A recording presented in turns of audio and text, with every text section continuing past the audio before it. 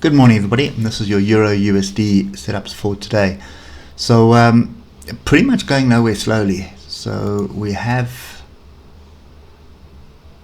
oh actually let's do this rather, sorry, helps when you open your eyes.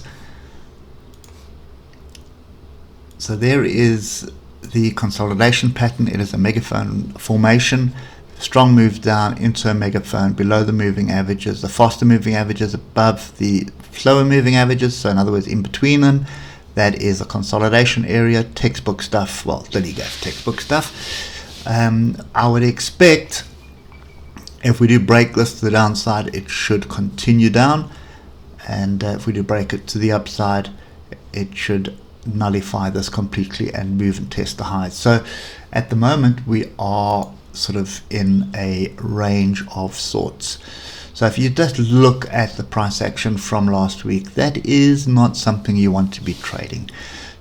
Lots of tails to the upside, lots of tails to the downside. We have broken through the moving average and we are testing the 150 EMA here at the moment. Oscillator is not offering any help for us at the moment. If we have to draw a horizontal level at the moment, I would put it at 109318. That seems to be what we're pivoting below and above at the moment.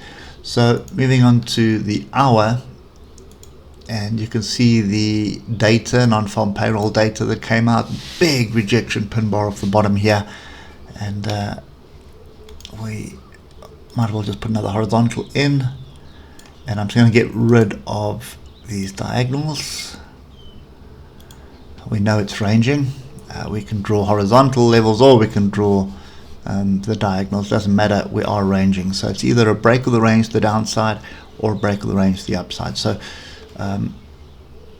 the direction of what we were heading was down and then sideways. Also, another rule of thumb is the longer you go sideways, the higher the probability that you've got a 50-50 opportunity of a break. So this is 81 bars, which is fairly long. Normally, you know, if you've got 20 bars and then a move, then that's normally there's sort of a pause and then a continuation of the trend. So this is a tough one to call at the moment. I think we're going to need to break the range properly to the upside or to the downside before we even start looking at this. So let's just look at the 15 minutes and that'll give us an indication of what we need to pay attention to. So there are gaps to the downside, massive pin bar here as well, red bodies, so not really that bullish. This could be a retest of this level that's brewing at 109318. So that's the first level I'd be paying attention to, but my moving averages are horizontal at the moment. So I don't really want to be trading, especially this Forex pair, when the moving averages are horizontal like this. So I would prefer a break and a retest and a change of direction of the moving averages. So in other words, pointing up for longs, or break and retest this level and all the moving averages pointing down to come back and test the bottom of the range here at 108942. Top end of the range for me is 109745. So I'm sit on hands. That's pretty much what I am today. Don't think there's any opportunities at the moment. Could change through the day, but as I say, I want to see the moving averages, either if they're going down, I want to see them all cross over, all pointing down, and then when I see price come up and reject a level and then start rolling before jumping in, and converse is true to the upside as well.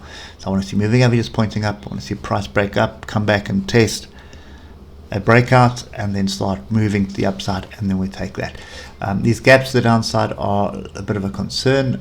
The tail here is also a concern for shorts, because obviously there's buyers waiting here because they see some value. Anyway, so I'm sit on hands. Don't forget to hit that thumbs up button, and we'll catch up with you tomorrow morning. Cheers for now.